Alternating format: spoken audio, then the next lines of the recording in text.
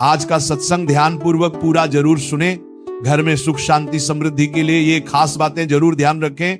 आप सभी लोग जो अपने घरों में दीपक जलते हैं, उसकी बाती का पूरा जल जाना या बच जाना क्या संकेत देता है? आपके पूजा, घर, मंदिर और खास अवसरों पर जैसे कि दीपावली, व्रत और अन्य धार्मिक अनुष्ठानों में दीपक जलाने से जुड़ी है।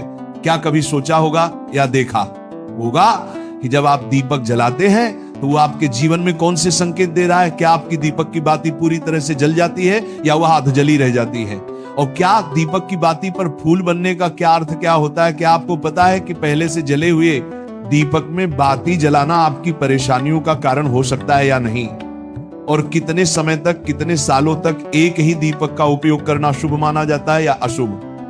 आज हम इन सभी रहस्यों का पर्दाफाश करेंगे और जानेंगे कि दीपक आपके जीवन में खुशहाली या बाधाएं कैसे ला सकता। तो भक्तों, आपको जानकर हैरानी होगी कि आप अपने पूजा घर के मंदिर में दीपक जलाते समय अगर ये गलती करते हैं तो आपको इसका परिणाम जरूर भुगतना ही होगा।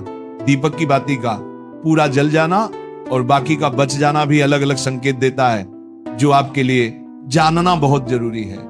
जब हम पूजा करते हैं तो हमारा दीपक कभी कभी अचानक से बुझ जाता है और कभी कभी ऐसा होता है कि हमारी पूजा होने के बाद हम उस दीपक को भगवान के सामने जलता छोड़ देते हैं, लेकिन कुछ समय के बाद में दीपक खुद बखुदा जली बाती और घी बचा रह जाता है। और कभी कभी तो हमारे दीपक की बाती पूरी जल जाती है और उसमें फूल भी बन जाता है। तो इनके अलग अलग नकारात्मक और सकारात्मक परिणाम होते हैं। तो सबसे पहले ये जानते हैं कि अगर हमारे दीपक में फूल बन रहा है तो इसका क्या मतलब होगा। प्रिय मित्रों, अगर हमारे दीपक की बाती में फूल बन रहा है तो इसका सीधा सा मतलब है कि भगवान ने हमारी प्रार्थना को स्वीकार कर लिया है और वह हमारी पूजा से प्रसन्न है। इसका संकेत वह बाती में बने इस फूल के माध्यम से देते हैं। अगर आपके घर में दिव्य शक्तियां मौजूद हैं और आपके साथ साथ वह भी ईश्वर की पूजा में अपना ध्यान रखती हैं, तो आपकी दीपक की बाती में एक से ज्यादा फूल बनते हैं और कभी कभी साथ ही किसी भी देवी देवता का रूप भी दिखने लगता है। तो अगर आपके दीपक की बाती में फूल बन रहा है तो आप सच में बहुत भाग्यशाली हैं। इसी के साथ दीपक जलाने के भी कुछ खास नियम आपको जरूर जानने चाहिए। भक्तों, अगर आप पहले से जले हुए दीपक में अपनी बाती रखकर जलाते हैं तो ऐसा करने से दुर्भाग्य आपका पीछा कभी नहीं छोड़ता है। अगर दीपक में पहले से जली हुई बाती की राख या फिर रुई और कालिक है और आपने अपनी बाती इसमें रखकर जला दी तो ऐसा करने से भगवान आपसे प्रसन्न होने की बजाय नाराज हो जाते हैं और आपको इसके बहुत ही भयानक परिणाम देखने को मिलते हैं। आपके बनते हुए काम बिगड़ने लगते हैं, आपको आपकी तिजोरी का धन खर्च होने लगता है और आपके धन आने के सारे रास्ते भी बंद हो जाते हैं। तो हमेशा ये ध्यान रखें कि जब भी आप दीपक जलाएं, आप हमेशा साफ सुथरे दीपक का ही इस्तेमाल करें।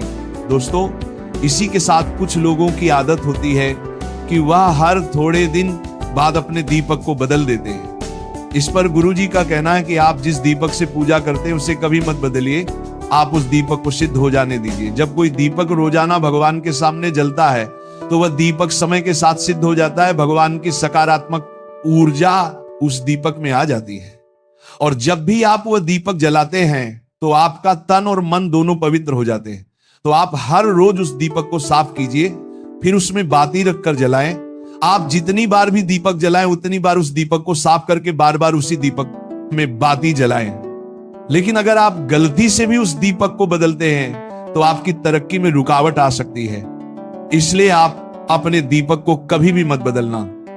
10 साल 20 साल तक आप उसी दीपक में लगातार बाती जलाएं, इससे आपका दीपक सिद्ध हो जाएगा और आप इसका चमत्कार अपने घर में भी देख सकते हैं। अगर आपके घर में कोई भी रोगी हो, बीमार हो या किसी का बुखार नहीं जा रहा हो तो आप इस दीपक को थोड़ी देर के लिए किसी बर्तन में डालिए और अब उस रोगी को ये पानी पिला दीजिए। 10 से 15 मिनट के भीतर उसका बुखार उतर जाएगा।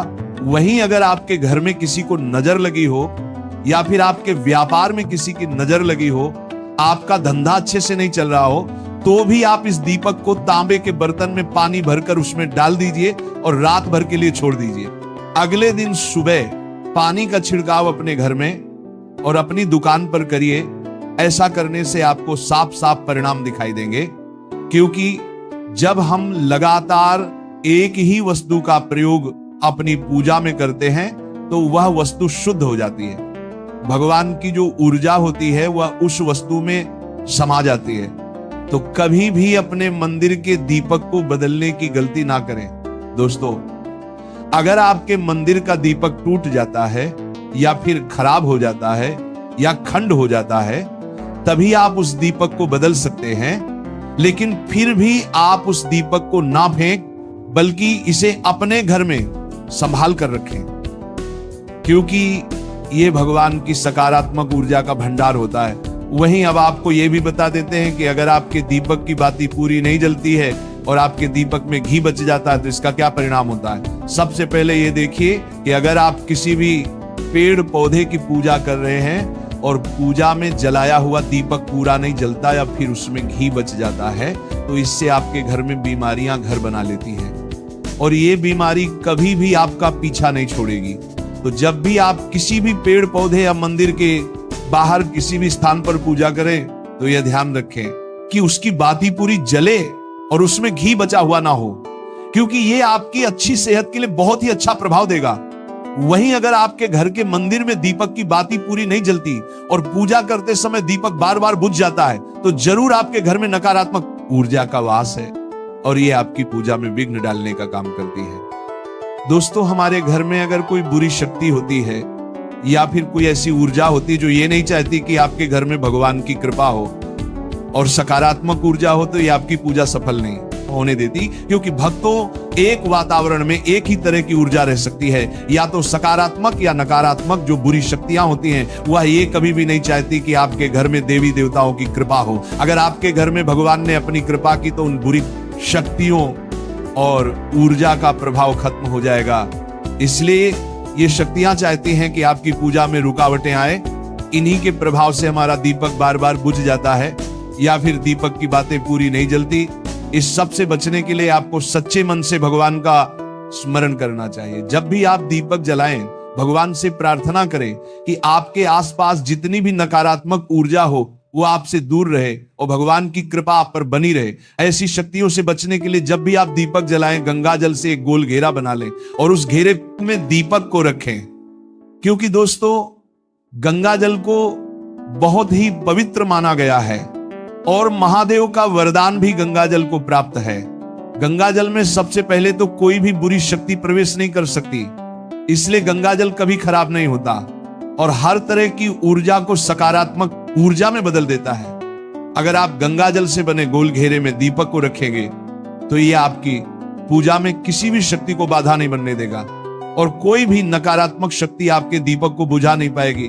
आप निर्विघ्न अपनी पूजा संपन्न कर पाएंगे और देवी शक्तियां भी आपके जीवन में अपनी कृपा और आशीर्वाद बनाए रखेंगी। ये जो हमें दुख मिलते हैं ना, ये पाप के कारण मिलते हैं। लोग मारे घूम रहे हैं, दुख मिटाने के लिए सोचते हैं कोई जादू कर दे, कोई टोना कर दे, कोई जंतु बांध दे, कोई आशीर्वाद दे दे। अरे काहे को पागल हो? यदि तुम अच्छे आचरण करते हो, भगवान नाम जप करते हो, सधर्म से चलते हो, तो तुम्हें किसी से आशीर्वाद मांगने की जरूरत नहीं। बात मान लीजिए, प्रार्थना मान लीजिए। दिखावे में लाखों लोग अपने जीवन को नष्ट करने के लिए तैयार हैं। ये माया का ही तो दिखावा है जिसमें जन्म के जन्म हमारे नष्ट होते जा रहे हैं। सत्य मार्ग को क्यों नहीं पकड़ते हो? किसी के आशीर्वाद की जरूरत नहीं आपको आनंद प्राप्ति के लिए। आप आनंद के बच्चा हो, आनंद स्वरूप हो, जिनसे आशीर्वाद मांगते हो। उनके अंदर जो आत्म तत्व बैठा है वह तुम्हारे अंदर बैठा है, वही संपूर्ण आनंद लिए तुम्हारे अंदर बैठा है। तुम्हें किसी से गिज्ञाने की जरूरत नहीं। बस तुम अपने स्वरूप को नहीं पहचान पा रहे हो, अपनी शक्ति को जागृत नहीं कर पा रहे हो, इसलिए तुम दौड़े घूम रहे हो। भागने की जरूरत नहीं है। सत्संग सुनो, उसे अपने आचरण में उतारो। ये बात आप कागज में लिख लो, चाहे दिमाग में लिख लो। जब तक आपके आचरण शुद्ध नहीं होंगे, जब तक आप भजन नहीं करोगे, जब तक आप दूसरों को सुख नहीं दोगे, मन वचन कर्म से किसी को भी दुख नहीं पहुंचाना, तब तक आप भाग्य यहां से लेकर ब्रह्मलोक तक अगर आपको सुख मिल जाए तो बता देना, आ ब्रह्मभान लोक पुनरावर्तन अर्जुन, यहां सुख मिलने वाला है। आ ब्रह्म स्तंभ पर्यंतम सर्व माया जगत, यहां सुख मिलने वाला है। अगर सुख सिंधु भगवान का भजन नहीं करेंगे, बैठ के अपने घर में बैठकर आधा घंटा भजन नहीं करेंगे, मारे घूम रहे हैं, सोच रहे हैं ये भगवान का अवतार है, हमारा कल्याण हो जाएगा। ए भाई, जब भगवान वास्तविक अवतार लिए और जो भजन नहीं किए उनका भी कल्याण नहीं हुआ। भगवान के अवतार के समय हम भी रहे होंगे, कहीं ना कहीं किसी जीव जंतु के कल्याण हुआ क्या? अब भजन करोगे तो कल्याण हो जाएगा, हमारी बात मान लो। बार बार आपको कभी कड़वे शब्दों में, कभी मीठे शब्दों में बताते हैं। ए भाई, बचपन से भगवान के मार्ग में लगे हुए हैं, हमको अपना कर्म भोगना पड़ रहा है। जो शरीर रचना के समय रचा गया था वो सुखद या दुखद कर्म भोगना पड़। रामकृष्ण परमहंस जी के कैंसर था, भाई जी हनुमान प्रसाद पोदार जी के उदर में कैंसर था, बड़े बड़े महापुरुषों को भोगना पड़ा।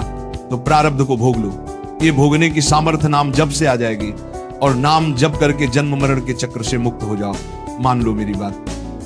क्या वृंदावन की परम पावन रज से बढ़कर त्रिभुवन में कोई रज है? इस रज में बैठकर तुम्हें आनंद नहीं मिल रहा तो कहां मिलेगा तुम्हें? क्या भगवान नाम से बढ़कर कोई अमोघ शक्ति है जो भगवान को अधीन कर सके?